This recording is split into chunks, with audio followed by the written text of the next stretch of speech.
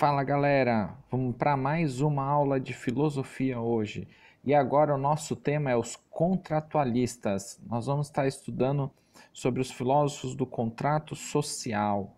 Hobbes viveu no período do absolutismo, o John Locke no início do iluminismo e o Rousseau foi um dos principais iluministas, né? Suas obras tiveram influência direta na Revolução Francesa. Mas antes disso, vamos começar com algumas perguntas aqui para você refletir um pouquinho. Você acha que o ser humano ele é bom ou mal por natureza? O que você acha do ser humano? Ele é bom ou mal por natureza? Por que necessitamos de uma instituição chamada Estado? O que é o pacto ou o contrato social para você? Além desses fortes embates entre os racionalistas e empiristas que nós já vimos nas aulas anteriores, a filosofia moderna foi marcada por uma inovação no campo da política e do direito. O fundamento do direito e da política é o Estado e a sociedade, a validade das leis e a autoridade do Estado e a origem da sociedade. São temas discutidos na modernidade. Questões referentes à natureza humana, ou não de se viver, a necessidade ou não de se viver em sociedade.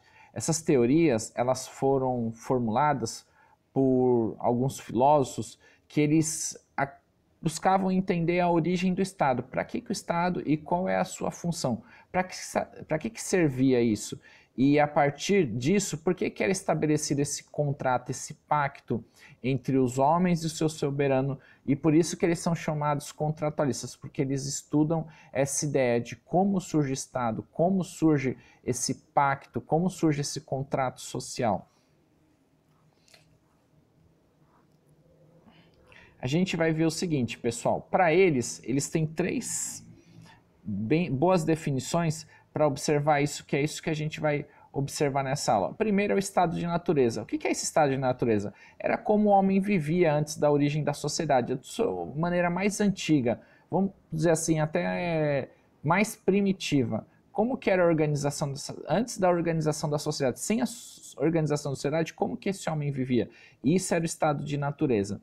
Depois, esse homem, ele surge o quê? O contrato social, que é um pacto, é um acordo que é feito para que possamos conviver. E esse pacto, ele dá origem ao quê? O Estado Civil, que é o governo, são as nossas formas que nós temos de organizar essa sociedade, né? O governo que cuida disso. E aí eles começam a discutir isso bem no período da filosofia moderna, começa no século XVII, século XVIII, e nós trazemos essas discussões políticas até os nossos dias. O primeiro que nós vamos ver é o Hobbes, Thomas Hobbes.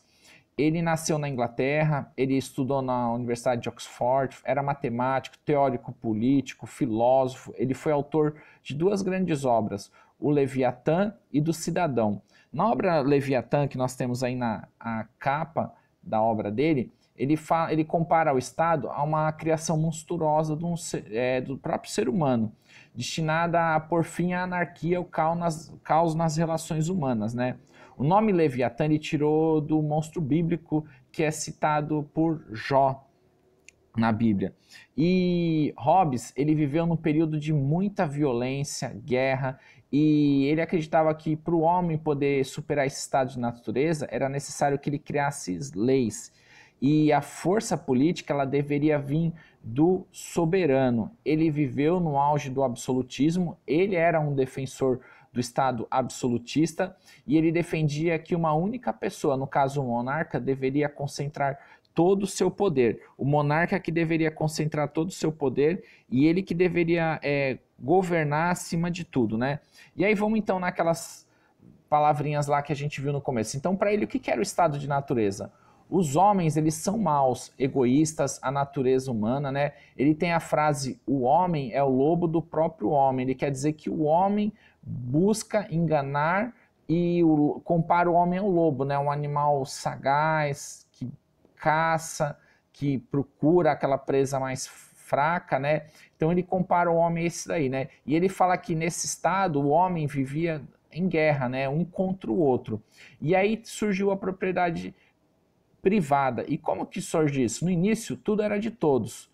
Quando há disputa pela posse, há uma guerra. E na guerra, no meio dessa guerra, o que acontece? A propriedade ela acaba sendo criada pelo Estado, né? No caso, o Leviatã, né? Para quê? Para preservar a paz. O Estado ele compara a ideia do Leviatã soberano. Então eles criam a propriedade para quê? Para preservar a paz. Assim como criou o Estado pode suprimir a propriedade dos súditos, né? Então o Estado ele é soberano. Então se o monarca quisesse tomar a propriedade do seu súdito, ele podia, porque o monarca concentra todo o poder, né? O Estado deve ter todos os poderes absolutos, né? Então o monarca que deveria governar tudo e viver e fazer tudo sobre a sua vontade, e ele deveria prevalecer sobre a vontade dos seus súditos, né? A necessidade de instituir um poder soberano é para garantir a paz, né? O contrato social. Aí a gente vai para o próximo, que ele é um pouquinho depois, né? É o John Locke, né? Ele estudou medicina, ciências naturais, também estudou em Oxford. E aí as suas obras, nós temos as cartas sobre a tolerância, ensaios sobre o entendimento humano e os 2 tratados sobre o governo civil. Ele é conhecido como o pai do liberalismo, né? O liberalismo é uma corrente que nós estamos sempre ouvindo falar sobre isso, né? Que é a liberdade econômica, né, sem intervenção do Estado, né, e ele é considerado o principal representante do empirismo, né, nós já vimos nas aulas anteriores o que é o empirismo, né, britânico, e também considerado um dos principais teóricos do contrato social, né, ele defendia o Estado liberal, né, onde uma menor intervenção do governo e mais liberdade para poder agir. Ele defendia também a questão da defesa do individualismo, né, que o individual precede o Estado, então o homem, os meus direitos individuais, os meus direitos naturais, eles vêm antes da nossa condição de criação do Estado, né? Aí a gente vai ver o seguinte, olha, ele falando a respeito da natureza humana, a gente vê o seguinte, ele fala ao contrário do que o Hobbes falou, né? Ele fala que os homens são bons, eles são livres, independentes, iguais, pacíficos e seguros. Eles vivem em estado de paz e harmonia. O homem vive livre e em paz no seu estado de natureza.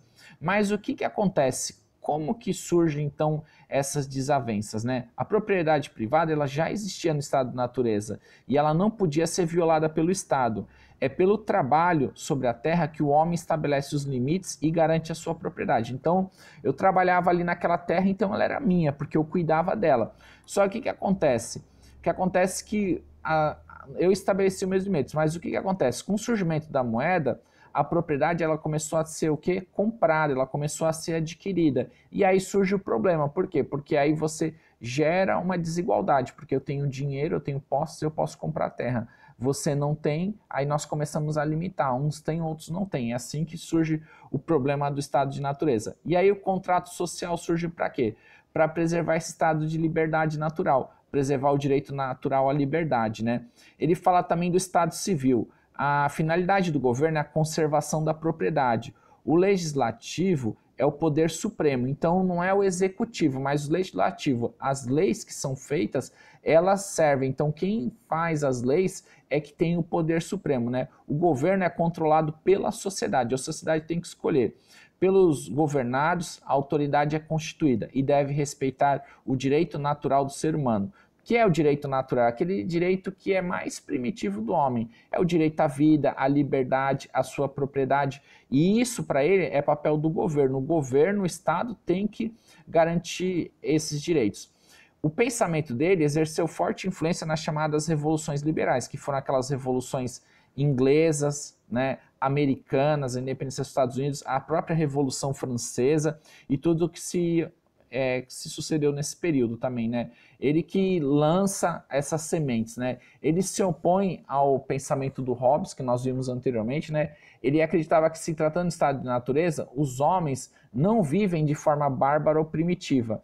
Para ele, há uma vida pacífica explicada pelo reconhecimento dos homens por eles serem livres e iguais, né? E ele compara, a gente pode até comparar no caso das grandes navegações, a descoberta da América, chegando aqui, o próprio europeu que veio aqui, ele não entendia essa ideia de o índio vivendo na floresta sem se preocupar, então ele vinha colhia o pau-brasil, depois que ele tirava o pau-brasil, ele trocava por objetos. Depois de um tempo o índio já não queria mais. Por quê? Porque o índio não via aquela necessidade de acumular bens, de guardar. Para que eu quero 3, 4, 5, 6 machados?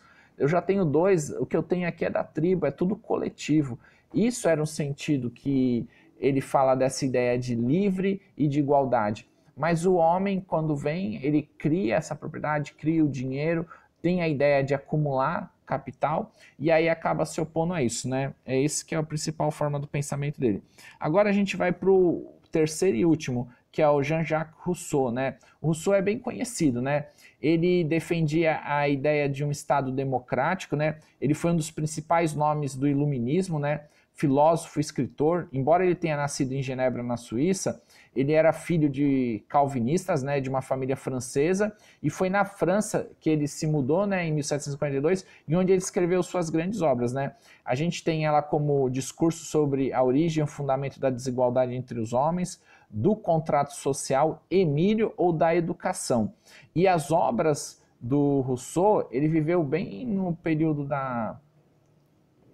que antecedeu a Revolução Francesa e todas as suas consequências, e o mais que nós podemos observar é que as suas obras influenciaram diretamente a Revolução, né? As pessoas até se conta que elas iam para a guerra e andavam até com uma parte do contrato social no seu bolso, né?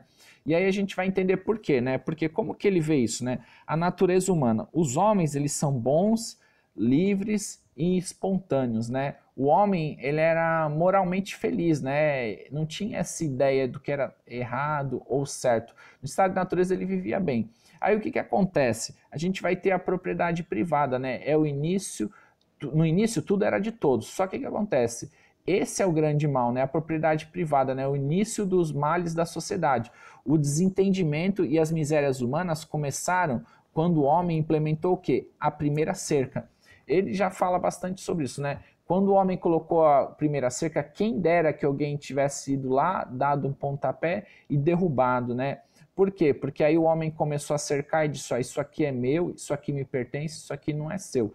O homem, ele nasce livre e por toda parte encontra-se ferrolhos. Então quer dizer que o homem nasce livre, mas em todo momento alguma coisa tenta fazer o quê?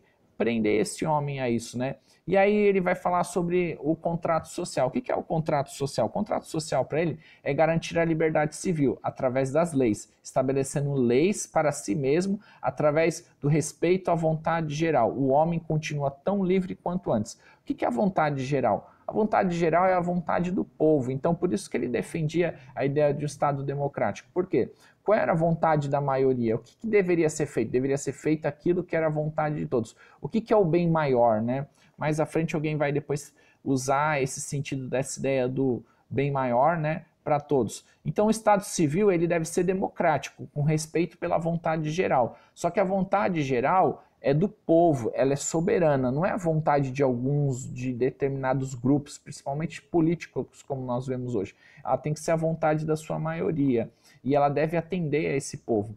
E aí a gente tem a questão do direito de resistência, né? O povo, ele pode resistir sempre. Se a sua liberdade e vida estiverem sendo ameaçadas, os governantes não estiverem respeitando a vontade geral, o povo tem o direito de ir lá e destituir o seu rei, destituir aquela pessoa que foi colocada por eles, porque ele não atende à vontade geral, tá?